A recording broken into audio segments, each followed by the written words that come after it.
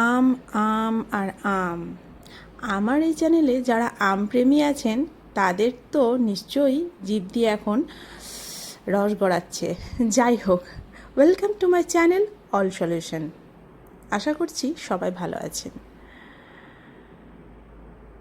দেখে যেন মনে হচ্ছে আমি আমের রাজত্বে চলে গিয়েছিলাম, তাই না?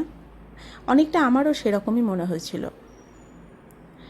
বাংলাদেশি মানুষেরা জানেন যে রাজশাহী আমের জন্য বিখ্যাত।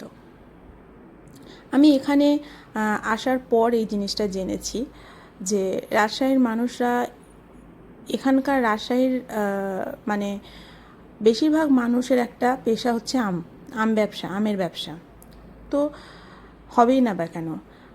রাজশাহীর আমের যে মিষ্টতা, যে টেস্ট, সত্যি অসাধারণ।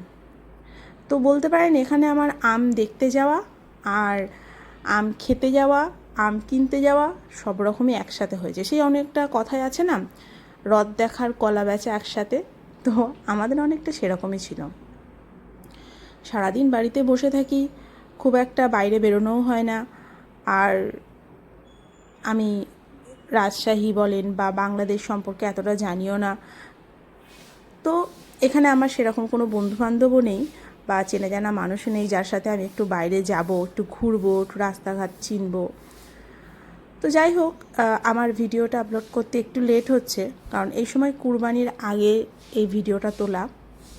আমি কিছু কারণের জন্য ভিডিওটা আপলোড করতে পারিনি, তার জন্য আমি দুঃখিত। তো দেখেন এখানে যে এখানে লাইন দিয়ে শুধু আমের দোকান, বিভিন্ন মানুষ এখানে শুধু আমের পসরা নিয়ে বসেছে। এইসব মানুষদের নাকি আমের বাগান রয়েছে এবং তারা প্রতিদিন শয়ে শয়ে মন আম তারা বাগান থেকে পেড়ে নিয়ে এসে এখানে বিক্রি করে। এখান থেকে যারা আম ব্যবসায়ী, খুচরো বিক্রেতা, তারাও এখান থেকে আম কিনে নিয়ে যায়। আর যারা অনলাইনে ব্যবসা করে তারাও এখান থেকে কিন্তু এনাদের কাছ থেকে আম কিনে নিয়ে গিয়ে সেগুলো বিক্রি করে। তো এই আমের সাইজগুলো আমি জানি না যে আপনারা কতটা ফোনের মধ্যে বুঝতে পারছেন। মানে সত্যি এক একটা আমের সাইজ এতই বড় ছিল, এতই সুন্দর ছিল, মানে আমার ওখানে লোভ সামলাতে পারছিলাম না। কারণ আমি নিজে একজন ভীষণ আমপ্রেমী। তো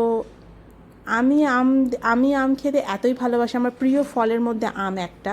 তো আমি দেখে এখানে মনে হচ্ছিল এত সুন্দর, এত বড় বড় আম, মানে সত্যি এত টেস্টি হবে। তো খাবার পর বুঝেছি সত্যিই টেস্টি। দেখেন আমি হাতে নিয়েও দেখাচ্ছি, কারণ আমি বোঝাতে পারছিলাম না যে এটা কতটা বড়। মানে আমি ক্যামেরার মধ্যে ঠিকভাবে হয়তো আনতে পারছিলাম না, তার জন্য আমি হাতে তুলে নিয়ে দেখানোর চেষ্টা করেছি। যাই হোক, এখানে গিয়ে আমার খুব ভালো লেগেছিলো। একদিকে যেমন এদিকে হচ্ছিল আমের ব্যবসা, সবাই আম নিয়ে কে কতটা কমে দিতে পারে, কে কতটা ভালো আম দিতে পারে, আবার দামেও বেশিও আছে, কিন্তু মান অনুযায়ী আমের দাম চলছিল। তো সেখানে আমি আপনাদের চারিদিকটাও দেখিয়ে দিচ্ছি। সামনে এরকম বাজার, আর একটা সাইড ফুটপাথ জুড়ে শুধুই আমের ব্যবসা বসেছে। এটা হচ্ছে বানেশ্বর হাট। এই বানেশ্বর, এখানে আমের হাট নাকি বিখ্যাত। তো এখানে আমি যখন এই আম দেখতে যাই তখন এখানে রাস্তায় এইভাবে কুরবানির আগে এরকমভাবে যে টোটোতে ছাগল নিয়ে যাওয়া যায়, এটাও আমার প্রথমবার দেখা। যাই হোক, এইভাবে ছাগল পুড়ে নিয়ে যাচ্ছিল।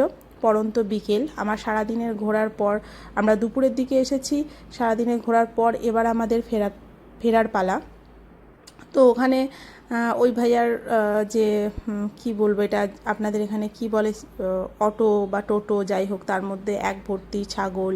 এখানে গরুর হাটও বসে, সবাই গরু কিনে নিয়ে যাচ্ছিল।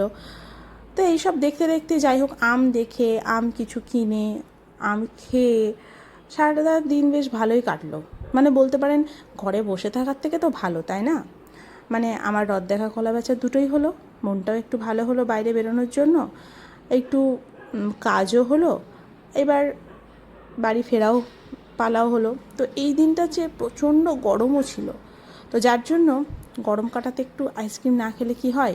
পোলারের এই আইসক্রিমটা কিন্তু আমার ভীষণ পছন্দের। তারপরে চলুন আজকে তাহলে এই পর্যন্তই। টাটা, সবাই ভালো থাকবেন, দোয়া করবেন। আল্লাহ হাফেজ।